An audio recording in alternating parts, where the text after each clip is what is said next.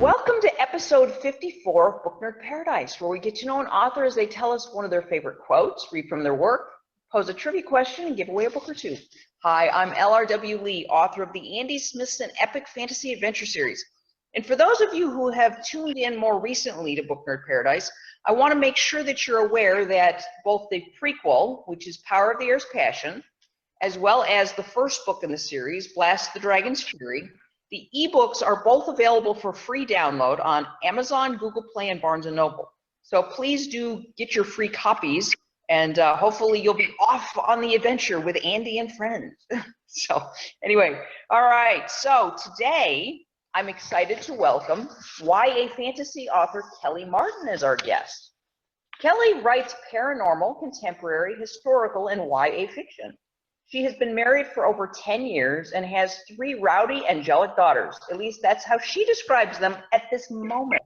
I've been there. I know how children go.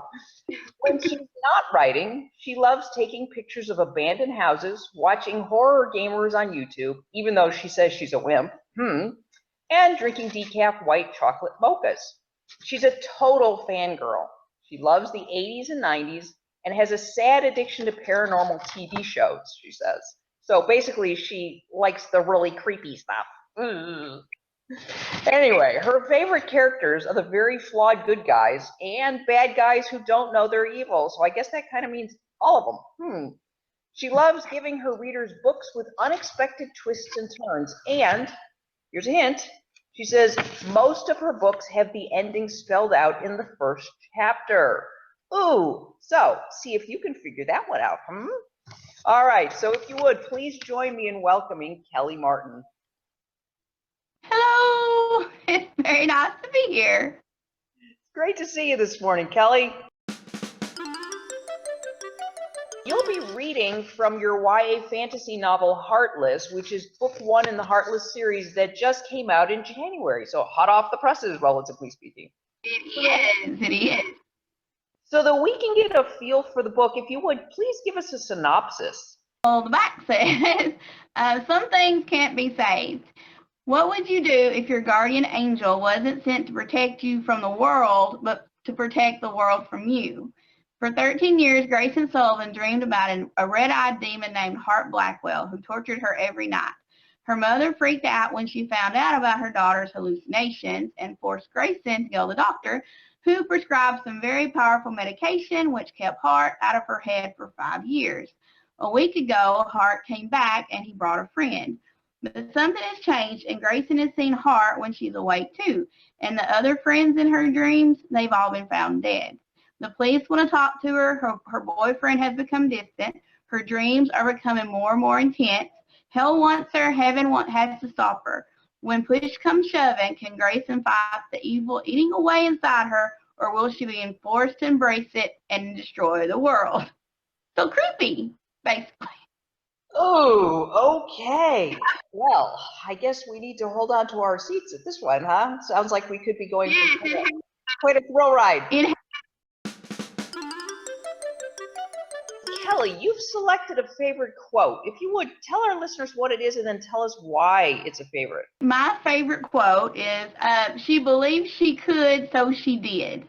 And it's my favorite because sometimes you have a hard time believing that you can do things, or that you think, oh, you have these dreams, but you think, oh, I can't do that, I can't do that. Like I have 3 girls, they're 10, 9, and 5. And I don't ever want them to think they can't do something because either they're girls or they have things coming up against them. I want them to always think that I had this dream and I want to do it. And that's part of the reason why I keep going with writing, because I don't want them to see me give up. So that's my favorite. Cool. That's awesome. I love that quote. You're also giving away a book. If you would, tell our listeners what you're giving away. I'm giving away a Amazon Kindle copy of Heartless, which is, like you said, the very first book in the series. The second one, Soulless, is out too, but I'm giving away Heartless. And then the third book will be out in September. Okay, cool. Something to look forward to then.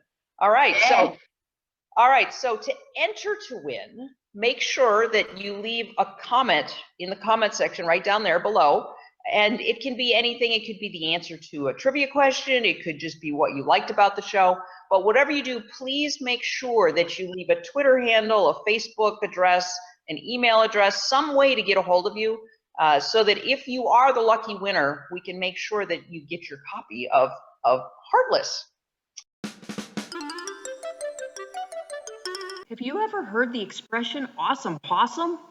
Are you looking for great reads for your kids or grandkids? Award-winning author M.K. Mathias has recently published the first 3 books in the Awesome Possum series for early readers. And the expression awesome possum is apropos because these books have an engaging rhyming tale with full-color illustrations that are sure to keep kids riveted and begging for more. Awesome Possum by M.K. Mathias. Get one or all of them at Amazon today.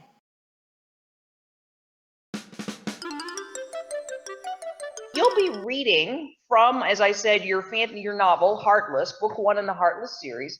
Would you briefly set up the portion you'll be reading from and then share with us? I'm reading the beginning of chapter 2.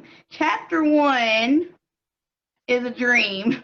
It's all a dream. All this happened, the first chapter is in dreams, though.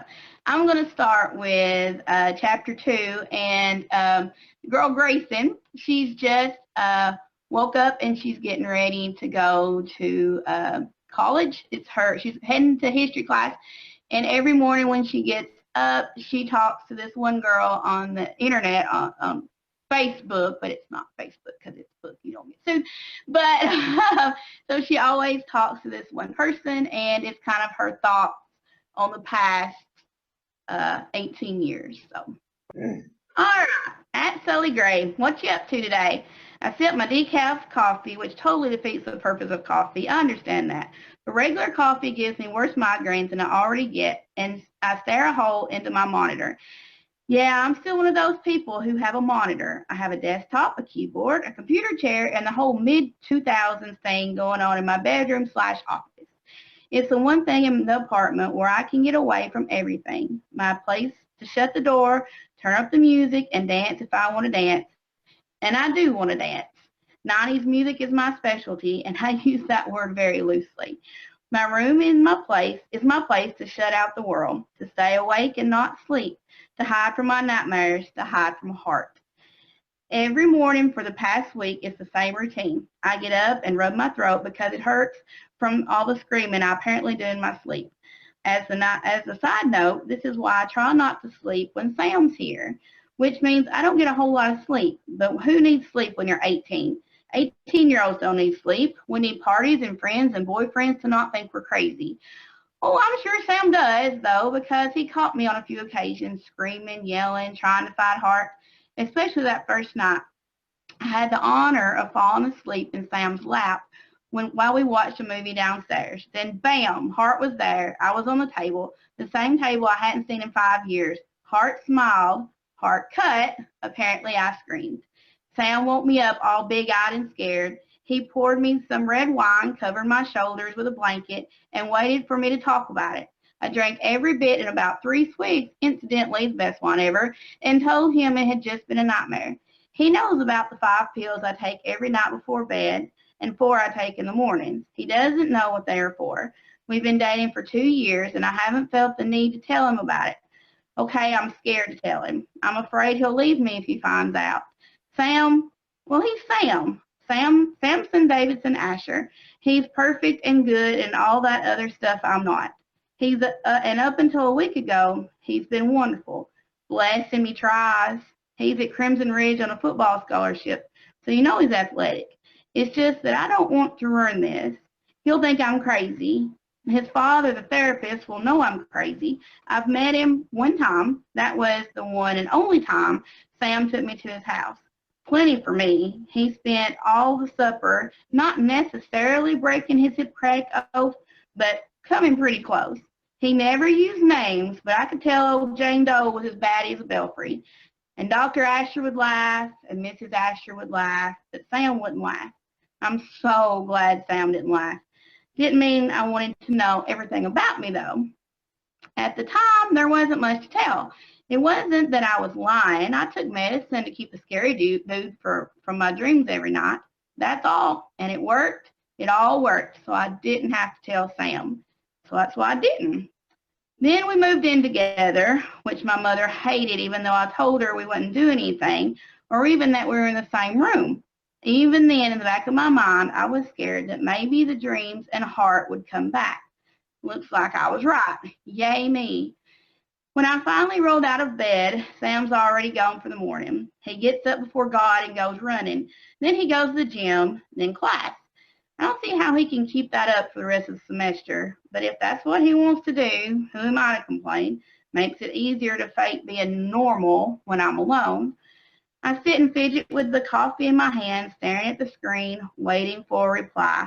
I need someone to talk to, someone human. I've talked to Hart all night. You try living with the same nightmare. You try being ripped apart every night in your dreams. For the past week, I've had it all over again. I still take my medicine and nothing. He's still there. He's still torturing me, and I have no idea why. It's getting to me, though, seeing those red eyes in the middle of that boy's face. In fact, it's those red eyes that stand out with Hart. Not sure why I named him that either. He's just always been Hart, like I've always been Grayson, and Sam's always been Sam. He's always been my tormentor, and if it wasn't for the eyes, Hart wouldn't be very bad looking. Tall, toned, tan, big muscles. Hart has longish brown hair, which gets coated in blood sometimes. Lovely. I totally blame him for it, though. He's not real, of course. He's just my brain doing what my crazy brain does. Some people dream about rainbows and kittens. Occasionally, they will have a clown or a princess doll thrown in there for flavor to remind them that their mind is a pretty screwed up place. Sometimes a person will see themselves hanging down from the ceiling and scream while they sleep. Me, I'd give anything to see a clown in my dreams. All I ever have, is Hart. I'm a lucky duck. But despite all that, I try very hard to be normal, whatever that means. I smile when I figure I should smile and laugh when it seems appropriate to laugh. Don't get me wrong, I'm pretty socially messed up. I hate crowds, and if I don't have a backspace, well, I'm screwed. Really, I like backspaces. The world needs a backspace. Imagine how awesome everything would be with a backspace. For the most part, except for a few glitches, like the one time I dated Earl Flynn in my entire sophomore year, I think I've done rather well for myself in the I'm just like you department. It's been exhausting, worrisome, and entirely too stressful, but I did it, and I've been fairly good at it until this week. Until I'd moved away from home, moved in with Sam, drink a little extra wine every night, Sam offered, and who am I to turn down, even if I'm underage? The one bad thing I do in my life. And then I started dreaming of Hart again, my inner demons coming out in my dreams very deep. I thought I'd gotten out of the woods. I thought Hart was gone, and everything until the end of time would be hunky-dory, all sunshine and roses. I should have never thought that. I'm an idiot. Okay. Ooh, boy. All right. A pretty screwed up character indeed. Our guest author last week, YA fantasy author Michael Brent Collins, posed a trivia question. The question from last week that I posed you, well, first, I promised you an interesting wardrobe change, and this is it. Because I'm a writer, and I have no fashion sense. The question was, in the last 15 years, which young adult book was made into the biggest box office flop? And the answer is, not Harry Potter, as many of you probably thought, but Vampire Academy, which was made into a $30 million movie that made only $15 million worldwide at box office. And that is barely enough to make a single solid gold toilet that the producers of Harry Potter use day to day. Kelly, you have a trivia question for us. What is that? My trivia question is, on the TV show Supernatural, what are the brothers' names? Ooh, that's an awesome question. If you don't know the answer, make sure, whatever you do, subscribe to this YouTube channel, because you certainly do not want to miss the answer next week when Kelly gives it to us. Are there any final thoughts you'd like to leave with our listeners? I want to thank you for listening and thank you for watching. And I want to thank everybody that I have a nerd team on Facebook, and we watch Supernatural and Doctor Who and all kinds of nerdy things. And I want to thank them for having my back and being awesome, and all the readers and everybody that sends me messages while they're reading any of my books, good or bad. Usually they're good. And it makes everything better knowing that you have those people. Oh, that's awesome. That's awesome. How true. How true. Those are great words. Thank you for sharing that, Kelly. Hope you've enjoyed meeting Kelly Martin just a little bit. And I'm LRW Lee, author of the Andy Smithson Epic Fantasy Adventure Series. The other thing I wanted to make sure that you're aware of is if you go to my blog, which is blog.lrwlee.com, there I have an awful lot of reviews of YA fantasy and science fiction books. So if you're stuck between reads and you're looking for one that's really good, I typically go pretty in-depth in my reviews. So all of them you can find at my blog, blog.lrwlee.com. So if you're looking for your next great read, please feel free to avail yourself of that. Click the button to subscribe to the Book Nerd Paradise YouTube channel so you don't miss upcoming authors, giveaways, and answers to trivia questions. Thank you so much for watching. I hope you've enjoyed today's episode, and I look forward to seeing you again next Monday.